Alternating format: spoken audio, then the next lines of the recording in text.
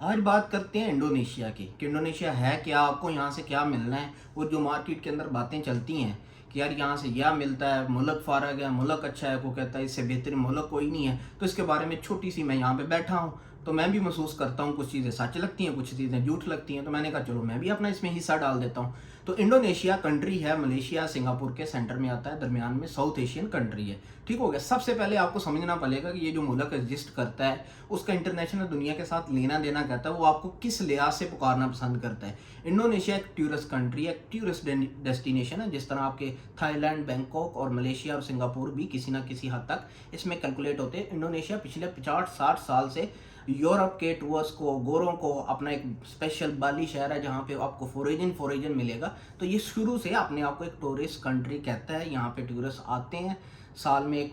بڑی تعداد آتی ہے، تو یہ اپنے آپ کو ایک ٹورسٹ کنٹری کہتا ہے، بزنس کنٹری نہیں کہتا۔ وہ آپ کو آگے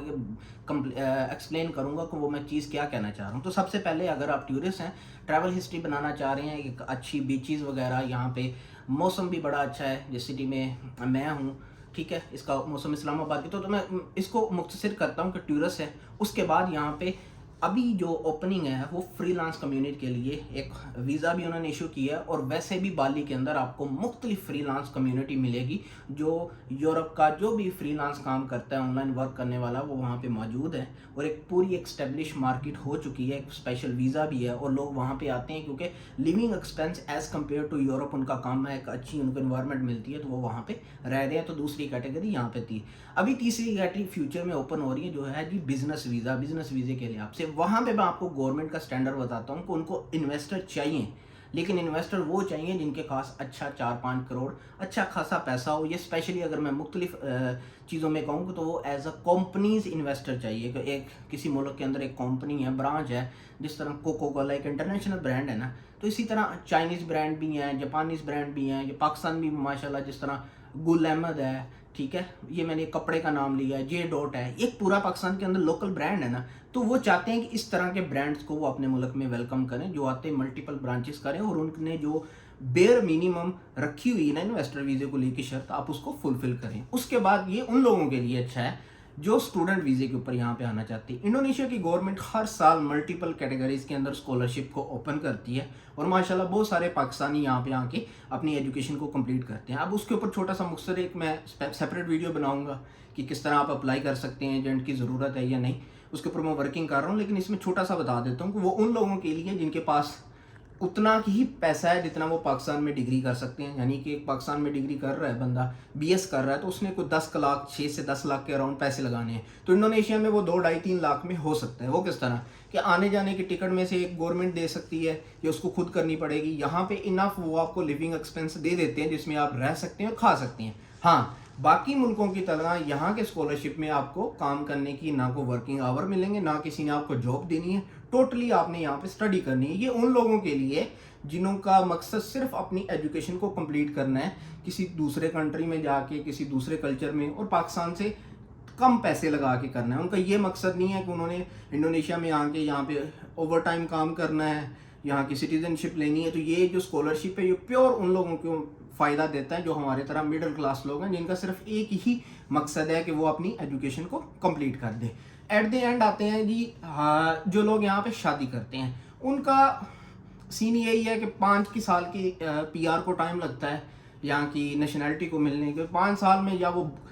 بیوی بھی مل جاتی ہے، کاروبار بھی کچھ سیٹ اپ کر لیتے ہیں، یا قسمت ایسا پلٹا مارتی ہے کہ نہ بیوی رہتی ہے نہ کاروبار رہتی ہے۔ تو جتنے لوگوں نے شادی کی ہے میرے سمیت، تو وہ تو ایک قسمت کی جنگ لڑ رہے ہیں۔ اب جو لوگ یہاں پہ کمپیریزن کرتے ہیں ملیشیا کے ساتھ، ایکچولی آپ لوگوں کا کمپیریزن انڈونیشیا کا کرنا بنتا ہی نہیں ہے۔ ملیشیا ساؤتھ ایشین کنٹریز میں ایک دبئی یا قطر کی طرح ایک انٹرنیشنل مارکیٹ ہے، جہاں پہ چائنیز سپلائر بیٹھے ہوئے ہیں، چائنیز نسل کے نیشنلٹی ہولڈر ملیشین ہے، اور وہاں پہ انگلش ایک بزنس لینگویج ہے، ہر چیز کی سروسز دی جاتی ہیں، کام کرنے کا لا بنے ہوئے ہیں، ورک پرمٹ ایزیلی مل جاتے ہیں، کمپنی سٹرکچر بڑا بہترین ہے۔ اس کی کمپیریزن انڈونیشیا کے ساتھ نہیں کرنی۔ انڈونیشیا اپنے آپ کو ایز اے ٹورسٹ کنٹری تھا، اور آہستہ آہستہ بزنس ویزے کی اور اپنے جو کنٹری میں بزنس کو اوپن کر رہا ہے غیر ملکیوں کے لیے، لیکن اس کا ایک لیول اور ہے۔ ملیشیا میں نسبتاً بزنس کرنا آسان ہے، جس طرح ایک میں چھوٹی سی مثال دیتا ہوں، دبئی کے اندر کمپنی کھلانا، بزنس ایک سیٹ اپ کرنا بڑا آسان ہے ایز کمپیئر ٹو سعودیہ میں کفیل داری ہے۔ اسی طرح سعودیہ میں ذرا آسان ہے کیونکہ دن بہ دن وہ بھی اپنے آپ کو بہتر کر رہے ہیں بجائے عمان یا دوسرے عرب کنٹری سے۔ تو اگر آپ ایک کنٹری کو، آپ دبئی کو کسی عمان یا تیسری اور کنٹری کے ساتھ ابھی کمپیئر نہیں کر سکتے، کیونکہ دبئی ایک ٹاپ لیول کے اوپر چلا گیا ہے، وہ دوسرے سے 30-40 سال آگے ہیں۔ اسی طرح انڈونیشیا میں بھی بزنس کو لے کے دن بہ دن لا وہ بنا رہے ہیں، اور آنے والے دنوں میں یہ بزنس کمیونٹی کے لیے اوپن ہوگا۔ لیکن یہاں پہ جو بزنس کرنے کا تھریش ہولڈ ہے، تھریش ہولڈ سے کیپیٹل ہے، کتنا پیسہ لگانا ہے، وہ بہت ہائی ہے as compare to Malaysia. So that's why جو لوگ اس کو کمپیئر کرتے ہیں یار انڈونیشیا میں کچھ نہیں رکھا، تو جو کاروبار کرنے والے ہیں چائنیز ہیں، جن کی یہاں پہ نسل بھی ہے، جن کو پتہ ہے کہ ایز اے کمپنی آ کے اور ایز اے کمپنی ہائر کر کے کس طرح کام کرنا ہے، وہ اپنے بزنس کو انکریز کر رہے ہیں اور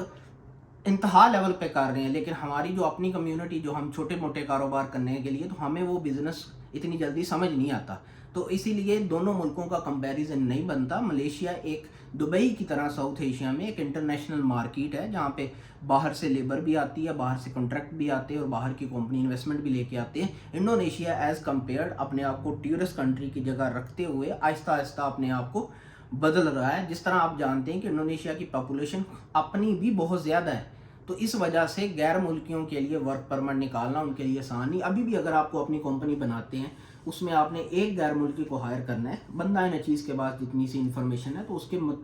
متبادل آپ کو 3 لوکل انڈونیشین کو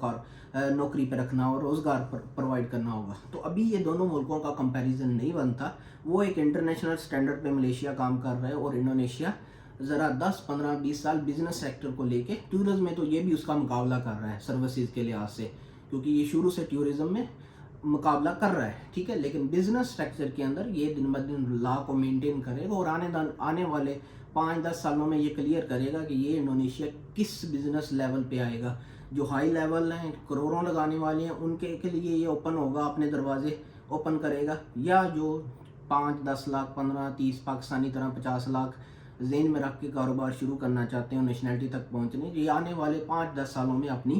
جو پالیسی ہے اس کو کلیئر کرے گا، تو ابھی ٹائم نہیں۔ اور ایٹ دی اینڈ جو لوگ کہتے ہیں جی یہاں کا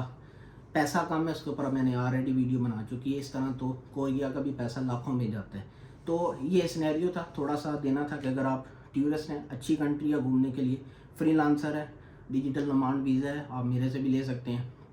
بزنس مین ہے، اس کے اوپر بھی میں نے کو بتا دیا ہے کہ آپ کو دیکھنا پڑنا ہے کہ رولز اینڈ ریگولیشن کیا ہے، انویسٹمنٹ کیا ہے، اور اس کے بعد جو لوگ یہاں پہ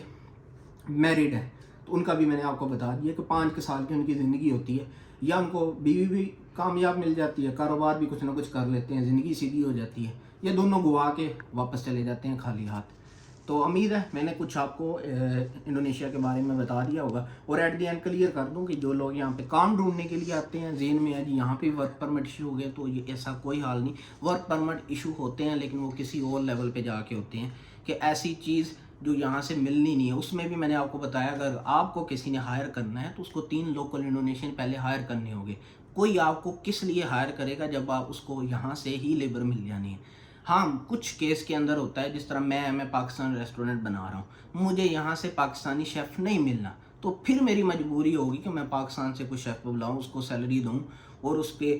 سالانہ فیس ہوتی ہے $1200 جو ایکسٹرا گورنمنٹ کو پے کرنی ہوتی ہے، یعنی کہ ایک مہینے کا $100 اس بندے کے عوض مجھے ہر سال پے کرنا ہے۔ تو پھر میں کہیں جا کے اس کا پرمنٹ نکالوں گا اپنی کمپنی کے بیس پہ، ٹھیک ہے، سرکاری لیول پہ،